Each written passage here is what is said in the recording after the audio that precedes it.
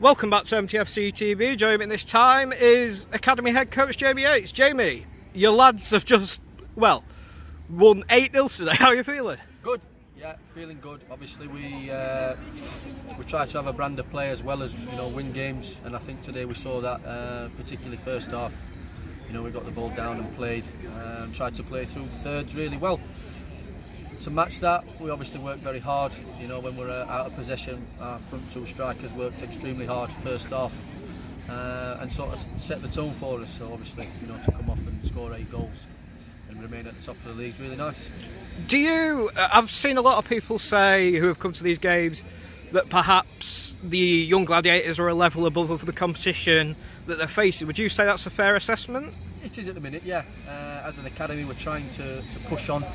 It is difficult, I understand that, but we can only sort of play against who we're put up against at the minute in time, and unfortunately at this minute in time there aren't enough good teams in our league at the minute. There are 3 or 4, but we need a more regular test week in, week out, which I think is fair to say. However, I have to give credit to my boys who obviously, like I said, can only play against who they put up against, and like today they've done really well. If you've just heard that big roll that was lads walking off there, I'm sure a few faces were pulled behind you there, Jamie, but we're going to have to talk about what happened towards the end of the game. There was quite a horror challenge, I think, to go down from away from the ball.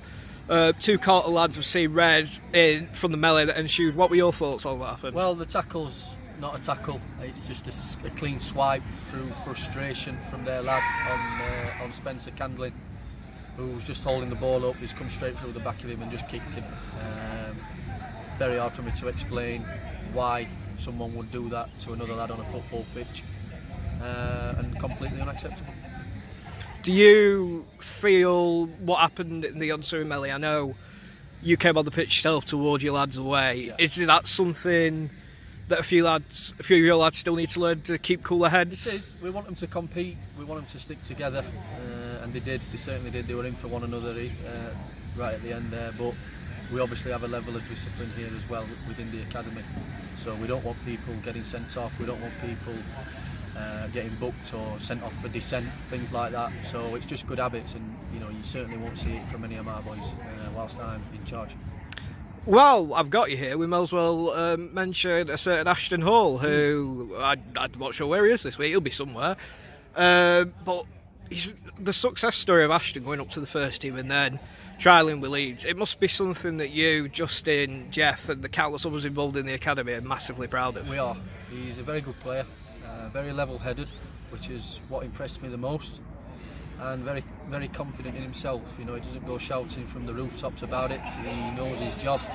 He understands his role when he's with me, and by all accounts, he understands his role when he's with Dave, when he goes with the first team. So I think when you're that age and you're playing first team football and excelling, you are going to get interest sent towards you.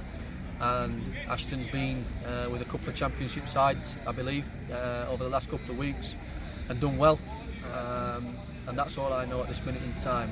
I'm praying and hoping and praying that one of them, do decide to try and take him, because he fully deserves it. He's worked hard.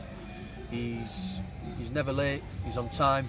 He has clean boots, clean kit, which is all the good things that we try and teach him here. And if he was to go on, then I'd be ever so pleased for him. But no matter what, obviously we are very proud of him.